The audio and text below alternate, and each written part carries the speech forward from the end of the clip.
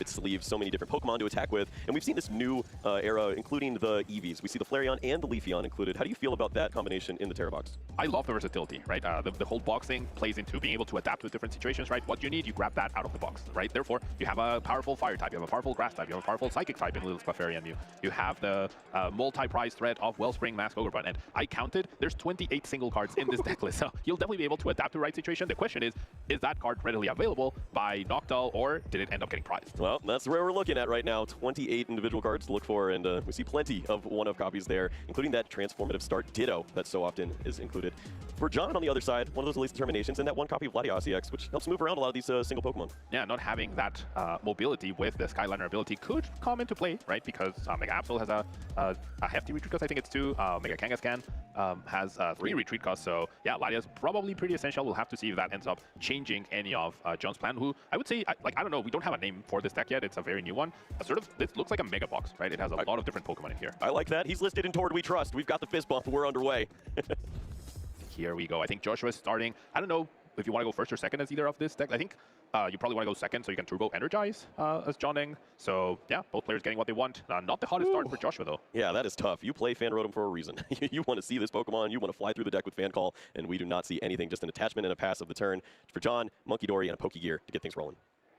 Let's see what we find. Just a penny for now, and an Arvin off the last card. Very, very nice hit that will allow John to potentially get that Turbo Energize going. Get a Nest Ball. He did prize 2, but he does play 4, so... Oh no, he prized both Nest Balls. There's only 2 Nest Balls here. I thought it was 4. I assumed it was 4. Yeah, there's some cuts that have to be made when you include all of these different tech inclusions. A lot of unique item choices we see here as well, and John's going to take account of that as he looks through, and he does thankfully still have his ace back. Yeah, the Precious Trolley. Who cares about the Nest Balls when you have the Precious Trolley? You're just going to be able to fill up your board with everything you need, so being very thorough with that price checking. What do we get here, Kyle? I mean, you want the Mega Kangaskhan for draw, you want the Mega Absol as a big Pokemon to threaten with, but then you have to deal with that Pikachu EX you have to worry about. Like, Mega Pokemon have a lot of HP, but these basics are still in range of Pikachu EX. Yeah, maybe there's some combination with the Yveltal and Pecharunt that you want to include to have a way to move your Pokemon around at some points. There's a lot to consider with this deck, a lot of different wrinkles, and certainly most important on this opening turn is that Turbo Energize, to have the energies accelerated to one attacker to get rolling. Yep, getting anything you need powered up in this situation. I think it's more likely that John has tested this matchup than Joshua, I would say, just based on the recency of this combination of cards. We're about to see the trolley, so let's see what John is planning here, and that will give us an idea of what the next few turns will look like. See John eyeing up a fair combination, but we'll see if he goes with the full 5 at this point. There's not much else that you need to surprise your opponent with, unless you want to leave a spot for a Pheasant Deputy, but of course, if you're giving up a prize card, that bench space would open up back for you. We already have the Pecharunt EX in hand. Do you preemptively go for the Pheasant Deputy? Like, I don't know if Nest Ball is something you price check for, really, in most situations. So maybe you're like, oh, I can just Nest Ball for the Pheasant Deputy later down the line. But that's actually not an option. There isn't any Ultra Balls either here. So finding basics after this turn is actually going to be a little complicated. It's going to come down to, like, Mega Kangaskhan's run errand ability to draw extra cards, so Sleeveless Determination. But it's not going to be easy to find a specific Pokemon at the right time if we need one later down the line. Well, the Pokemon are in place. Mega Kangaskhan there with Run Errand to draw some additional cards if in the active spot, but maybe tricky to move these Pokemon around, get them in the right place. You have Pecharunt, you have Yveltal, you could move this Pokemon into the active spot, but which Pokemon do you want to use with this Turbo Energize? Seems like Monkey Dory will be the choice. There was definitely merit to Yveltal as well, since Monkey Dory does seem a little bit more valuable if Josh is not really one-KOing you other than with Pikachu. But in order to get the Yveltal up, you need to bench the Pecharunt, and the more Pokemon you bench, the more damage that Lily's Clefairy will do to you. So maybe John trying to account for that, playing it a little bit safer. Yep, safety first, name of the game. Get these energies in play, and there's one piece missing. We don't see that Mega Absol, so main attacker Kangaskhan in place. Yep, that rapid fire combo. I think we're in for a lot of exciting coin flips here, Kyle. That is right where we want to be. Start things off here on the stream. It's, some Pokemon under 200 hit points on the other side of the board. Of course, Pikachu included now with that Resolute Heart ability has something to say about that. We're going to see some early aggression thanks to that Crispin. That Full Moon Rondo will be taking down that Monkey Dory, I think. Yeah, there's enough Pokemon for it to be knocked out, but I couldn't tell exactly what's in Joshua's hand, but it doesn't seem very good. There were a lot of Pokemon, very fancy ones. There was ways to find energy, but not much else. Yeah, you start to get nervous. At least there is now a Tera Pokemon in play, so Noctowl's Jewel Seeker would do something, but it begs the question, is Jewel Seeker even available? Well, you didn't see very much in that opening hand, but you have to have some combination to get the ball rolling here. At least a prize card looks to be online. Yeah, prize card, you'd think or you'd hope it could help you, but we have seen Joshua's prize cards, and the ones at the bottom, I mean, any prize card of the ones that he has are probably not very useful other than maybe the Nest Ball, but that's at the very top, so I don't think we're seeing that one, Kyle. No, it's not looking too great. Not a lot of choices in there to help out. We'll have to be the top of the deck over the next few turns, unless we do see something like that Noctowl to help out here. Now, John, I mean, as John, you're all trying to prepare for the worst, right? So, has a Mega Kangaskhan. That Mega Kangaskhan doesn't even need to flip any heads to take down that Lilith Clefairy because of the 190 HP. So, the Monkey Dory goes down. I think John's going to be pretty happy. However, the attachment on the Pikachu does threaten that Mega Kangaskhan. Yes, there's a... Another Crispin, right? Could be problematic. There's a world where this Pokemon attacks in and deals 300 damage at some point in time. That's a lot to work with and account for. For John, he's got his eye on the prize, though. 2 prize cards waiting for him. Just an energy away and a Lily's determination to help out with that. He's got some extra prize cards. They're all 6 of them. That's 8 cards. That's 8 cards. That's one of the brand new supporters. Such a powerful effect. Reminds me of the original Lily, right? Which, if you played it on your first turn, you got to draw up to 8. And if it was any other turn, then you draw until 6. But this Lily's determination until you have drawn your first prize card. He needs an energy. No, energy found. Sees 8 cards and misses completely. Does he have some help here with the errands? Oh, no. Turbo energized to get more energy on the board, but that's going to be it. No attack, no fancy rapid fire combo to start us off with the first Mega Evolution attack. It's nearly unbelievable looking at this. There's 9 energies. We see some already in play, but just does not find the options. Decides to move up with the Pecharunt and now has Yveltal in the active spot. And where do you go from here? We're just passing over the turn. Just to pass, 10 damage on that Yveltal. And Joshua, wow. I mean, whiffing that energy probably did it. Wow, the Crispin top deck would allow Joshua to immediately 1KO that Mega Kangaskhan right back. So that is crazy to see here. Wow. There's so much to consider in this matchup. It doesn't seem like Josh is finding the right cards, but he's finding enough at this point. He's taking prize cards. He's moving the game along. We see that knockout there on the Yveltal now with the Lilith Clefairy. Down to 4 prize cards for Josh. And for John, he's got a couple options. Some supporters that you don't necessarily love to see. He's going to run some errands first to see if he finds an energy. He found a Night Stretcher, so the Night Stretcher can get you that energy finally. But I mean, there's no damage on the board, right? And there's no way to move energy either. I'm not seeing any energy switch or anything like that. So even if there was, we can't like Monkey Dory a little bit of damage onto here to get a knockout. That Resolute card ability, even if John takes the initiative onto that Pikachu, then that Mega Kangaskhan is going to immediately go down. There are 2 copies of Bravery Charm though, so we could go with the Arven to try to prevent that. Yeah, that's a great plan here. When you don't have the knockout, line up some defense for later on. Bravery Charm. There's also that copy of Lively Stadium, 2 of those. So you can have a lot of hit points in the active spot and hold on. 380 bench basic Pokemon, sorry, that would be pretty crazy to see. And yeah, I think that's what we're going to go for. I mean, could not getting the energy generally have helped John last turn? Do you think he would have just gone for the aggression and that actually saved him here? Right, it's hard to say when you're staring down 2 easy prize cards and your opponent is struggling. It is just a hoot and a prayer at this point on the other side of the board. Those 2 prize cards looked very tempting, and maybe John was saved by that point. He can take these prize cards now. He's got the defense lined up for the Pikachu, and if Pikachu attacks in, what does that do for you? you're just giving damage over to a Monkey Dory. Yeah, and then you can turn off Resolute card and you're good to go. And I'm not seeing any way for Joshua to deal with that Bravery Charm. So there's no Tool Scrapper, there's no Jamming Tower here. So now we have no way to deal with this Mega Kangaskhan. Well, this is where this new stage of Pokemon, these Mega Pokemon back in the format, are really starting to show off what they're made of. These high hit points, these interesting attacks that we have available, and thankfully for John this time around, no true weaknesses to worry about in this matchup. Might as well roll some heads, though. We're going to roll to just do the maximum damage possible. We're trying to build our stats in the game, right? Well, he's going to line up 250 damage for a knockout there. 4 to 4 prize cards. And there is the Tera Pikachu in the active spot now for Josh. He's got some cards to think about. He needs some help, and that's the big one. Got some help off the top with that Ultra Ball top deck, so now we can find Noctowl. But I mean, you can hit for 300, and then even if your Pikachu gets taken down, then you try to take down the Kangaskhan afterwards somehow. So I mean, this Ultra Ball definitely gives Joshua a lot of hope. Right now, he has the right energy. He can play a draw supporter, such as... does he have any? Does he not have any draw supporters, Kyle? There's not 1 Lily's determination. 1 Lily's, okay. So we can play the 1 Lily's, refresh our hand up to 6, and see what other options we have to take down the Mega Kangaskhan after we attack it with Topaz Bolt. Yeah, I see a world for Josh where maybe he could set up a really wild combo, attack in with the Topaz Bolt, 300 damage into the active, and then try to sneak in that Wellspring Mask Ogre Pond at some point. If you can get a little bit of damage, or at least bring that Yveltal up in the active spot, or Monkey Dory, deal 120 there, get 100 damage out of that Kangaskhan on the bench, try to take 4 prize cards all at once. It's a lot to ask for, but maybe there's the resources. Yeah, I mean, we still have our Sparkling Crystal, right? And it will all come down to this. I mean, he's eyeing up the Eevee. He does have both Flareon and Leafeon in hand, so I think that's what he's counting on to be his secondary attacker.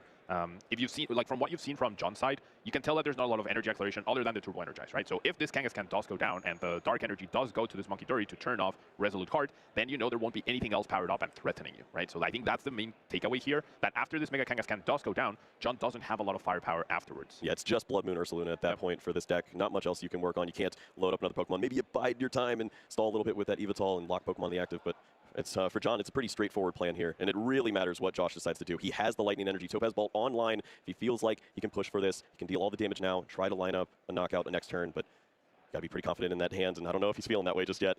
Okay, I mean, with boosted evolution from the Eevee, we could actually choose a different attacker, right? Something that's a bit safer. Thanks to this Crispin, we can attack with Flareon, or we can attack with Leafeon instead. So maybe that's what we are heading into here. Instead of attacking into with the Topaz Bolt, getting rid of all our resources, that boosted evolution could really come in clutch here. Yeah, Josh is getting to a point where I'm a little nervous about energy counts. We've seen so many basic energy already, and now with the retreating that we could see now, if it is Flareon, any energies that are accelerated, there just might not be much left after this point. And 3 energy in the hand now. Yeah, not even gonna debating exactly what you were talking about, Kyle. Do I pay the retreat cost? He did have Latias in the hand. That was the hesitation we just saw. But we're gonna see a Leafeon, we're gonna see the attach, and we are going to be dealing 180 damage to this Mega Kangaskhan. Not quite enough for the 2-hit KO if it gets healed, but if another energy gets into play, now Leafeon is doing 240. So it's sort of like a win-win. Do you heal your Kangaskhan? Yeah, there's still enough energy for me to knock it out. If you don't heal it, there's enough damage to knock it out. And this still leads to an issue for John. He does not have knockout lined up unless he's flipping heads and moving damage with Monkey Dory. He's got the dark energy to add to this. You are increasing the damage for the Verdant Storm on the other side from that Leafeon, and maybe this is why you don't go with the Mega Absol in this spot. That weakness could be scary. Yeah, grass weakness can be a problem. Now, one option you do have is you could attach to the Monkey Dory and then penny it up back into your hand. This deck does play 3 pennies. That means there's only 3 energy left in play. That means you know your opponent's doing 180 damage, and that stops them from knocking you out with Verdant Storm and forces Joshua to have the water energy to then use Leafeon's second attack. So at least you're asking more out of your opponent. The Lively Stadium also helps make you a little bit more buff. So it'll be interesting to see how John plays this out to play around the situation that he finds himself in. Yeah, that's a great point, Pablo. If you can salvage some of these hit points, hold on a little longer. There is the Lively Stadium that was just played now for an additional 30 HP for the basic Pokemon in play. We know there is a counter stadium for Joshua on the other side. So for John, you have to think around that 180 number. Looks like he does have that plan lined up. Okay, so now Verdant Storm is doing 240 damage. We can heal 30. I think John is also doing that math like live right now. Yes, he's hesitating on the attachment. The penny is the key card here for sure. He can flip heal. it or flip double heads. That's the plan. that is absolutely the play. If you move the damage with Monkey Dory over to the Pikachu and do a double heads knockout right here, John is in a perfect world. Yeah. Or you can just move the damage to the active, and then you only need 1 hits, right? So that's sort of like, if you expect the Mega Kangaskhan to be going down, okay, we're rolling. Look at this guy. Might as well give yourself a chance to win big. You can always move some damage later on with Monkey Dory if you can keep some in play, or just remove this threat right now. He has Boss's Orders. Pikachu is a problem. There is another Tera Pokemon in play, so Noctowl's still available for next turn for Joshua, but this is going to be 2 prize cards for John. He's getting that much closer with Umbreon and some damage moved. Yeah. Or, Umbreon, the Blood Moon Ursaluna, excuse me. Yeah. And there is a copy of Energy Switch, actually. So we could see an Absol attack out of the blue that terminal period.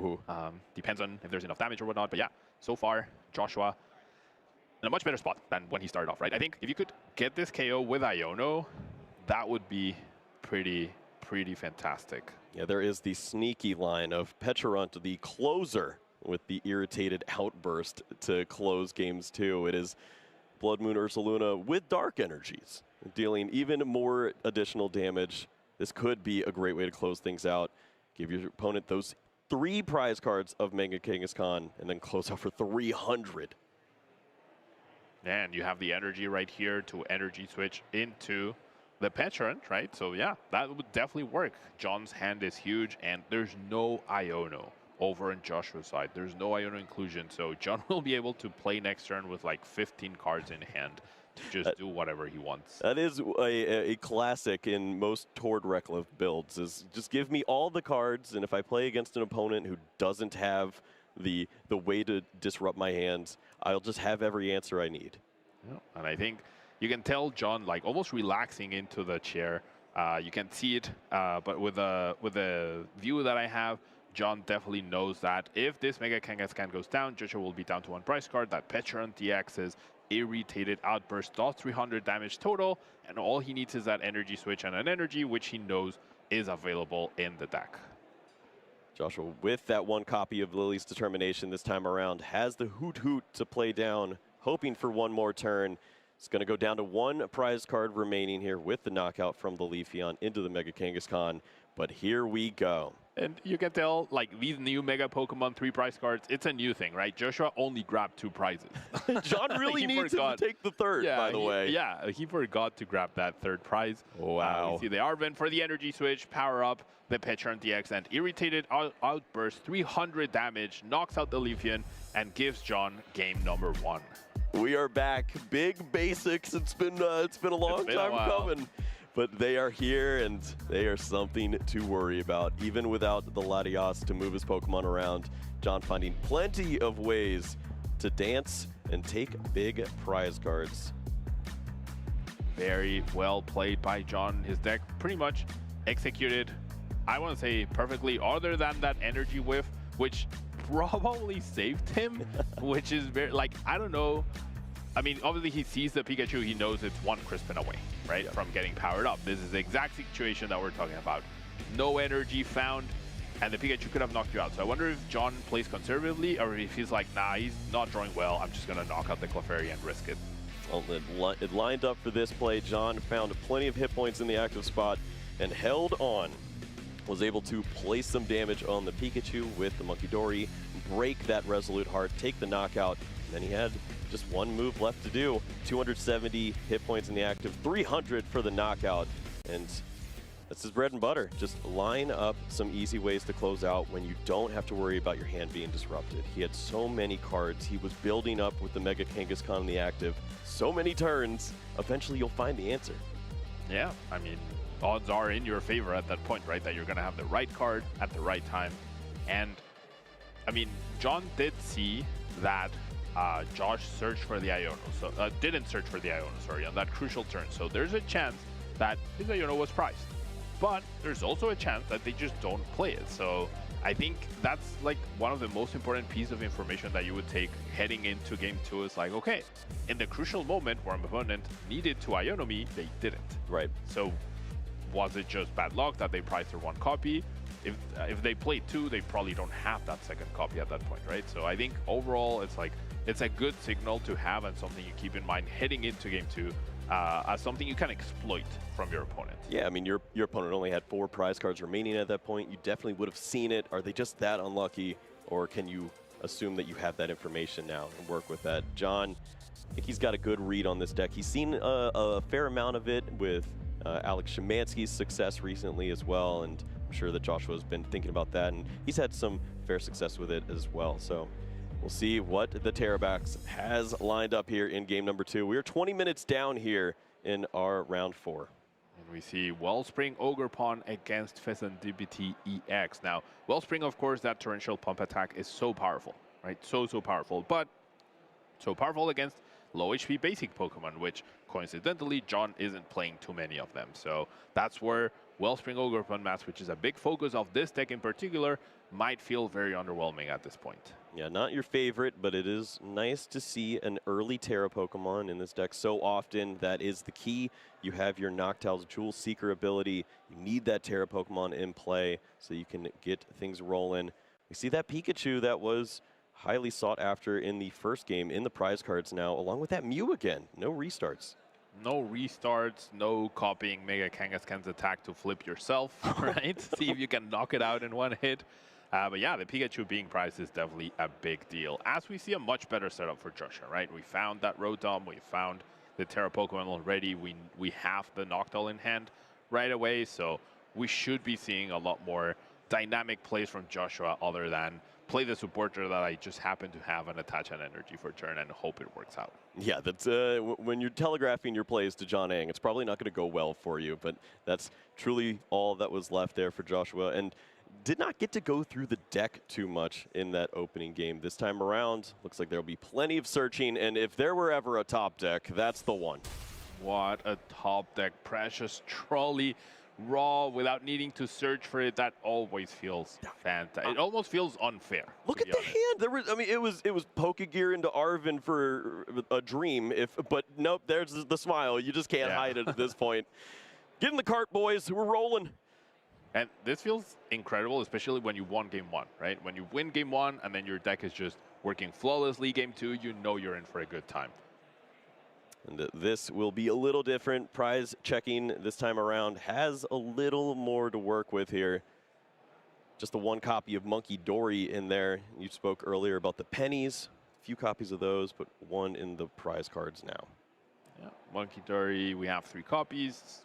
Have access to 2. We probably will only be able to barely use 1 throughout the game, most likely. So not the biggest of deals to have 1 copy of that. I think the biggest card is probably the Night Stretcher, which we likely have access to it early, just to make sure we accommodate for any early knockouts or we need to recover any sort of energy. And we're going to see the choices for the Precious Troll. It's going to be a Mega Kangaskhan focus once again, with Yveltal as a sort of pivot with that Petrant, the Petrant late game attacker. So basically a carbon copy of Game 1. And here's where you have a little bit of a debate now. You play a card like the Tatsugiri. This hand is just the Pokegear and holding on for dear life. You could attract customers, find some help if you don't find an answer in that Pokegear, or does he feel comfortable risking it all here? He did thin out first, which is correct. You need to pull those cards out of the deck before you use Pokegear, but you really want to know what that card's going to be.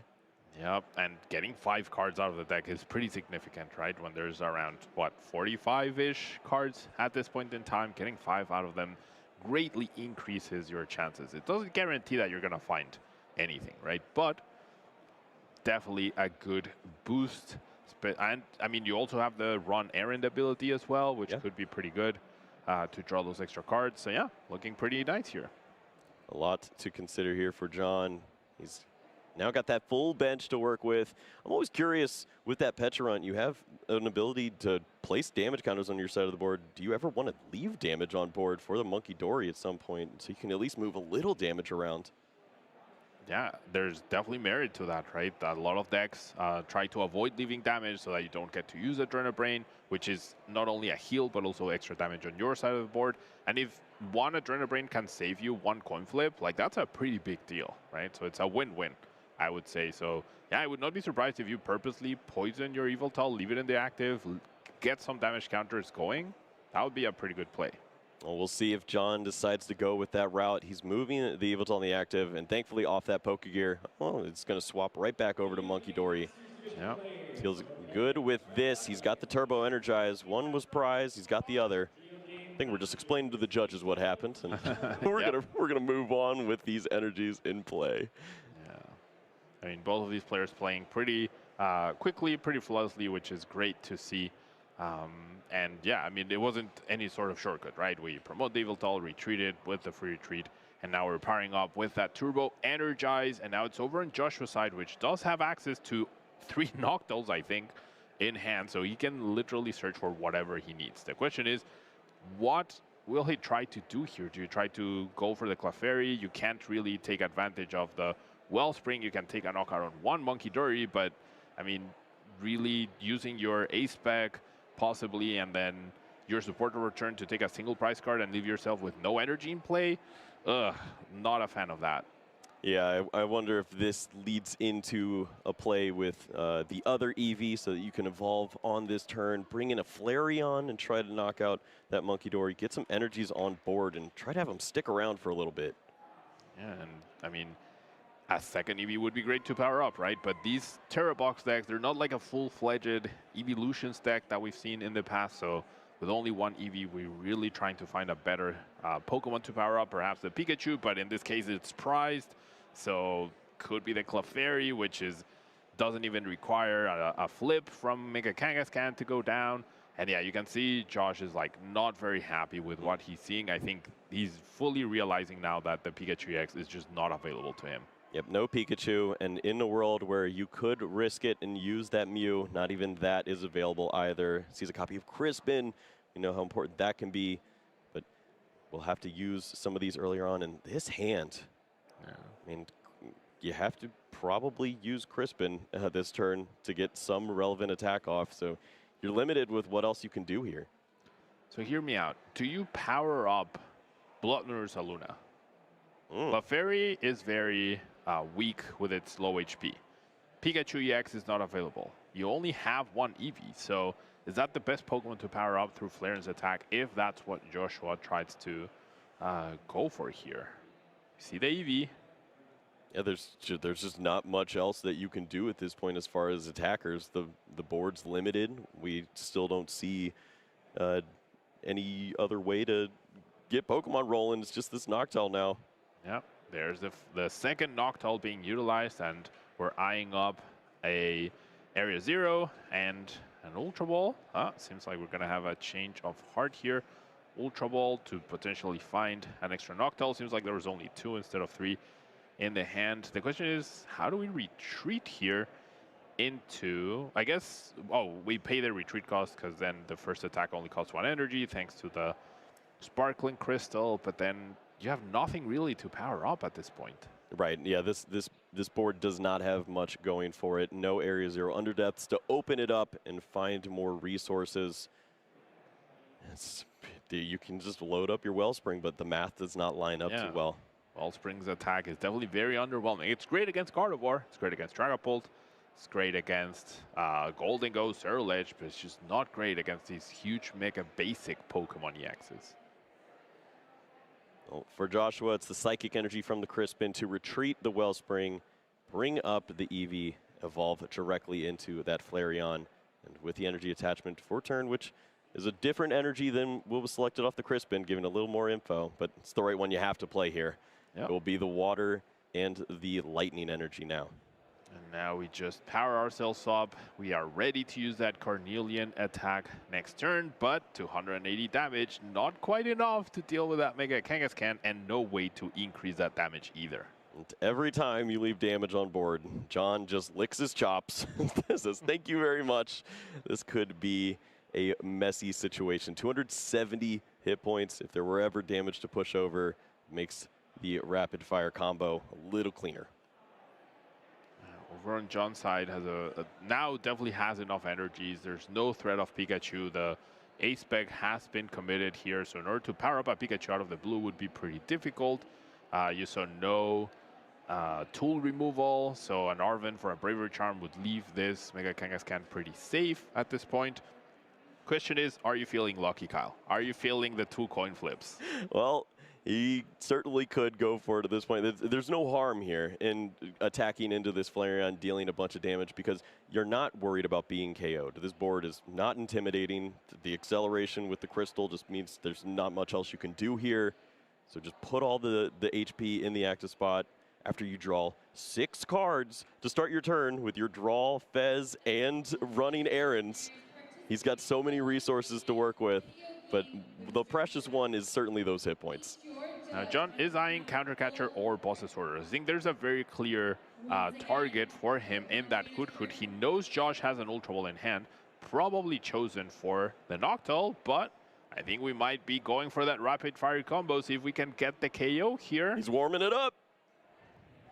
And has the die in his hand. Yeah, I think we're going for it. 2 heads. Can we get them? No. 200 damage. And that is just short of where you want to be. At least one would have been really nice to make it just one Monkey Dory push away from a KO, then lining up into another attack. But you can't complain here. Your opponent, Joshua on the other side, I mean, look at this board. 2 Noctowls used already. Nothing really going here now. You have 1 Hoot left to evolve into, and you need that Area 0 under depths if you want any relevant attacker. All right, we're going to go for that Boss's Orders onto a Fez, making sure we leave no damage on the board. We're going to see an attachment onto the Fan Rotom, perhaps as a follow-up to try to finish off that Kangaskhan EX at some point, perhaps as a retreat pivot as well. To get 2 prizes, so Joshua very ahead in the price race, but that Flareon is definitely going down now, and Joshua doesn't have much going for him after. I don't dislike this at all from Joshua. This is a really clean spot as John continues to draw upwards with these cards now with the running errands. He's going to try to build up on his side, but Joshua's done what he needed. 3 prize cards remaining, a Mega Pokemon in play. Target that Pokemon with everything you've got. Try to get it knocked out at some point, and avoid playing into Blood Moon Ursaluna or the Pecharunt, dealing 300 damage. Seems like it's all there for him, but you do need to find closeout attackers, and right now, there's not much else. Now we're going to see if that Pokegear hits. That Iono, I think, is a key card here for John. Did find it. Or maybe are we looking for something else? I think it's got to be the Iono, right? Oh, it's a Penny. Okay. Yeah, it's safety first. You have Mega Kangaskhan. It could be attacked into with a big attack from Joshua's side. One final big hurrah attack in, try to close this out at one point, but you could always salvage those hit points, bring that Pokemon back up, and try again with something else. Now, John eyeing up again the Countercatcher or the Boss's Orders, but no, we're just going to attack, flip for no reason. Optimal. Yeah. Just use your tails here. Seems to get work them out of the way, yeah. All right. not going to promote the Fan Rotom, which has the energy for the retreat. We're going to see the Wellspring Ogerpon come to the active. We see an Teal Mask Ogerpon off the top, and I mean, we don't threaten much at this point. There is Blood Moon or Saluna available for later down the line, but what are we planning here? We can attach some energies to Teal Mask through Teal Dance, maybe get powered up that way, do a little bit of damage, rather, not enough. Any damage you deal to the Mega Kangaskhan will generally come back to hurt you. Yeah, just a lot of grass energies to work with here. There's one copy of Super Rod, so with the Eevee and Flareon knocked out, you could bring that Eevee back into play, try to work in that Leafeon to try to deal some pretty big damage with some 270 hit points in the active squad. Wouldn't be too bad either. Yeah, for sure. Leafeon, if we can pull all of that off, Super Rod, Nest Ball back the Eevee, find the Leafeon to evolve into, find the Crispin to power it up, or energy switches as well. I mean, Teal Mask is a good start. We're going to see an Air Balloon off the top, okay, that gives us a little bit more mobility with this guy. And we're going to finally see the Ultra Ball into the Noctowl and see what else we can find. It is available. It is the last Noctowl available. Oh, there's actually 4 Noctowls. Okay. There's a 3-4 Noctowl line here. I just noticed that. That's very interesting. That's spicy. Yeah, that's very spicy. Oh, there's a sneaky hoot. Oh, there's this hiding up top. There you go. Okay. Well, with this Noctowl, I wouldn't be surprised if we saw something like an energy switch, or unless that's already in hand. You could attack in with your Tera and see if you could get the job done. Myriad Leaf Shower, but where do you go from here? Yeah, it's just going to be a big flip the script. Hope the 3 cards make a difference, because we don't have much else, and John's hand is huge. You know there's cost in there for sure. So yeah, this flip the script, I mean, okay. We're going to get a restart into flip the script. That's 6 brand new cards. That gives me a bit more hope. Plenty to look for, but those are not the pieces just yet. It's one of them, but we're still missing so much. Energy Stadium and Nest Ball. Nest Ball doesn't really help us find anything good here, Kyle. With Crispin, if you have the energies available, you could attack in with Myriad Leaf Shower. Could also use Clefairy, I guess. He was counting the Pokemon in play. Obviously not enough to deal 300 damage, 350 damage even. This is the spot you start to get nervous about. Your opponents have 4 prize cards remaining. Mew is in play. There's some very easy prize cards for this Mega Kangaskhan to try to close out on this board. What do? It's Hoot Hoot added to the board. Just trying to find that one way to get the last prize cards when you need it. But attackers are in play. This is what you've got. Yeah, and even the Assault Landing just works against you, right? That 70 damage is insignificant and gives John damage on the board to potentially set up a second Monkey Dory and just send that back. So much to consider here. Joshua, it's the retreat. It is the Fan Rotom. Assault Landing is lined up with the stadium in play. 70 damage into this Pokemon, but as you mentioned, it just seems short. 350 HP to work with here, and Monkey Dories to move damage around. Yeah, we're going to see the Lily's Determination. We haven't played a supporter this turn, no problem. I mean, I don't know, like, maybe we're hoping to find a boss's orders. No, but nothing can get trapped, really. Yeah, there were a lot of energies in the hand, so Crispin was definitely not available. Yeah. Retreating before the Lily is also interesting. Now, we do find the energy switch. We find energy for a turn, so we could have actually attacked with a Teal Mask if we hadn't retreated already. And, right, because we haven't attached. And there's Ultra Ball Night Stretcher if there was a bench space available. That's Leafeon. That's Leafeon too, with the energy switch as well. There's so much there, but this is where Joshua has to go. It's 70 damage and a dream. 280 remaining on that Mega Kangaskhan, holding on. And for John, it is a game of math. You are trying to preserve the hit points there. There's a stadium that can help you out. You already have your Bravery Charm, but Monkey Dory would be very nice to move this damage off.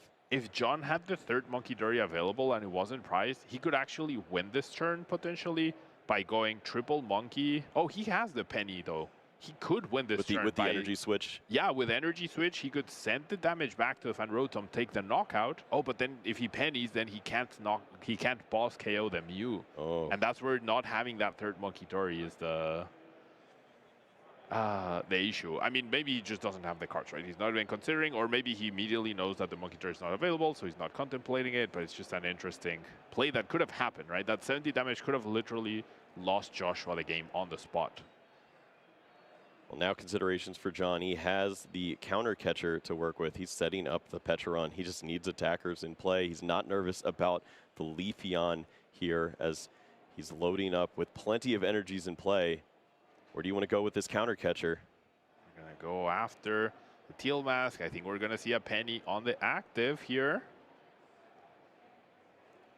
It's very clean. Safety first. 3 prize cards remaining. You play right around what Joshua was looking for.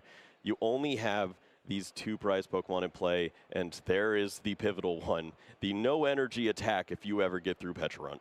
Yep, Bloodmoon is a great way to close out this game, and John is basically saying, all right, I'm just going to take 2 prizes this turn, 2 prizes next turn, take away the option for you to take 3 prizes. If you somehow can pull this off with the energies, the board that you have, somehow knock out my Mega Kangaskhan, I don't need to heal it fully, I'll just not have it in play, and you can't win next turn.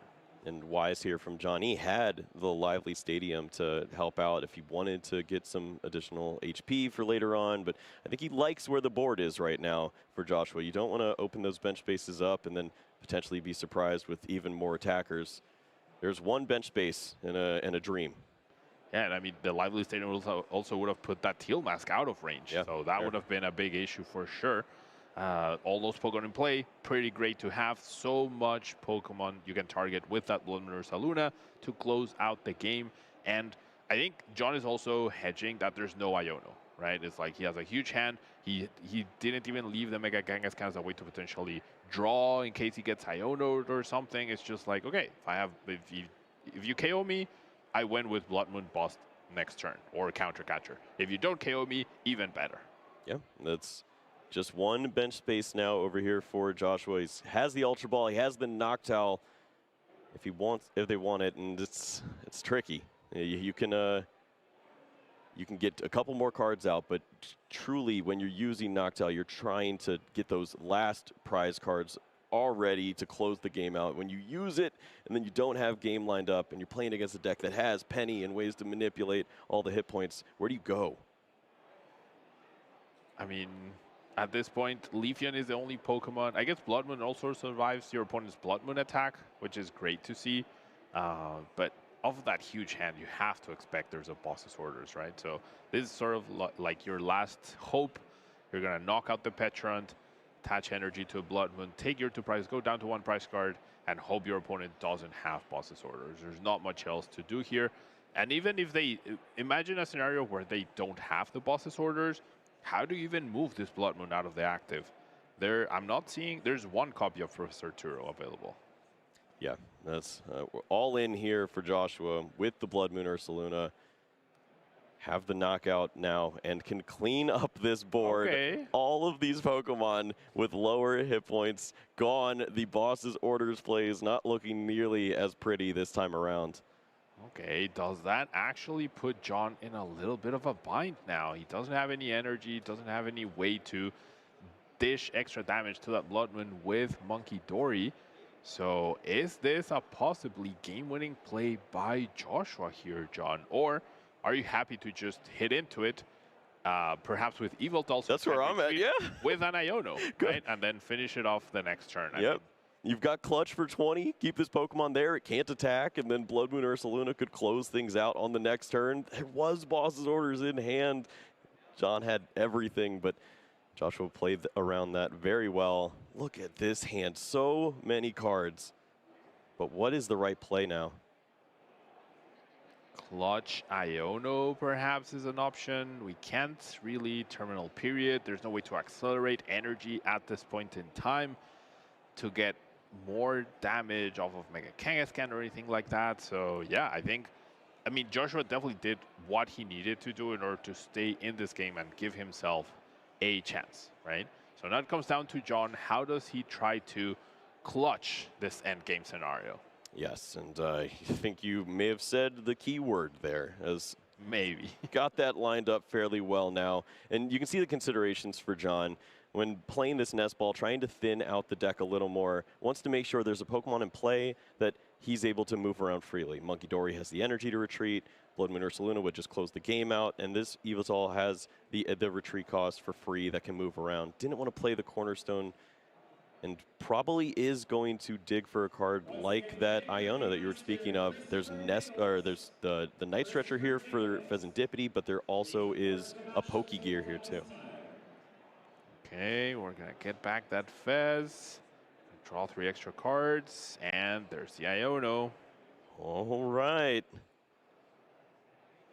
I don't see any other way. And I mean, the patch doesn't really matter. There's already, like, if your opponent can attack again, they win the game, right?